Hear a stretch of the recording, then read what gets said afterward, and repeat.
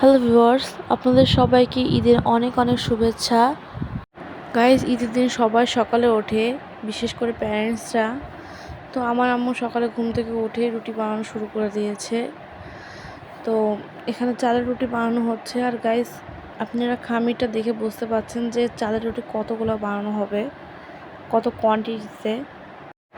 Guys, সব রুটি বানানো কমপ্লিট। এবারটা রুটিগুলোকে শুধু সেঁকতে হবে। গাইজ, অলরেডি কিছু রুটি আম্মুর সেকা হয়ে গেছে, মানে বানানো হয়ে গেছে।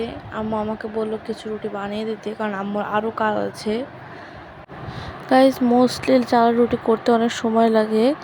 গাইজ, চালের রুটির সাথে গরুর মাংস আর মুরগির মাংস করেছে।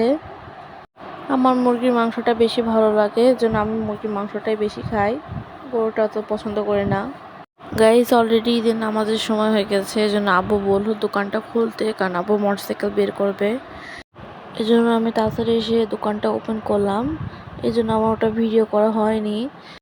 গাইজ, আমার আব্বু আর আমার ভাই সেম ড্রেস পরেছিল, ম্যাচিং ম্যাচিং। গাইজ, আমি নিচ থেকে এসে গোসলে গিয়েছিলাম। গোসল কমপ্লিট করে এসে দেখছি আম্মুর অলরেডি মিষ্টি খাবার সব বানানো হয়ে গেছে। গাইজ, এটা হলো পাতলা সেমাই, মানে যেরকম আমার সেমাই খাই নর্মালি সেরকম। আর এটা হলো ঝুড়ো সেমাই, এটা সেমাইকে ভাজা হয়েছে। আর এটা হলো সেমাইয়ের বিস্কুট। গাইজ, এটাকে আমি সেমাইয়ের কেকই বলি, কারণ এর ভিতরে অনেকটা ক্রিমের মতো আছে। আমি আপনাদেরকে পরে ভিতরটা দেখাচ্ছি। আর এটা হলো লুডুস। গাইজ, লুডুসটা আসলে আমি করতে বলছিলাম, কারণ মিষ্টি খাবার আমার অত বেশি পছন্দ না, আর ঈদের দিনে মিষ্টি খাবারটাই বেশি করা হয় এজন্য। গাইজ, এটা হলো সেমাইয়ের কেক। এটা দেখুন একদম ক্রিম, একদম সফট, মানে ভিতরটা একদম মাখনের মতো। এটা আসলে দুধ দিয়ে বানানো হয়েছে পুরোটাই। দুধ অনেকক্ষণ ধরে জাল দিয়ে একদম ক্রিমের মতো করেছে। মোস্টলি আমার এই ডিশটা অনেক বেশি ভালো লাগে। গাইজ, আমাদের টোটাল 5টা ছাগল জবাই দেওয়া হয়েছে। আপনারা ভাবতে পারেন যে কেন গরু দিইনি।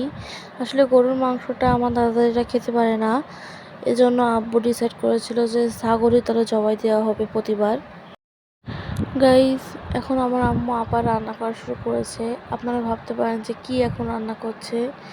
আসলে এটা কোরবানি দেওয়া হয়ে গেছে, এজন্য কোরবানির মাংস রান্না করা হবে এখন। গাইজ, এই দেখুন কোরবানির মাংস। আব্বু যে মাংসটা দিয়েছে রান্না করার জন্য সবই নালির পিস। আম্মু ওগুলো আবার এক সাইড করে রাখছে। গাইজ, চলুন দেখি কোরবানিতে কতটুকু মাংস হয়েছে। এই যে দেখুন, এই সব কিছুতেই মাংস নিয়ে আসা হয়েছে।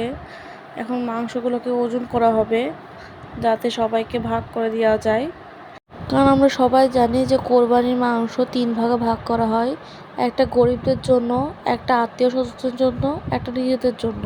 এই জন্য ওজন করে সব কিছু ভাগ করা হচ্ছে।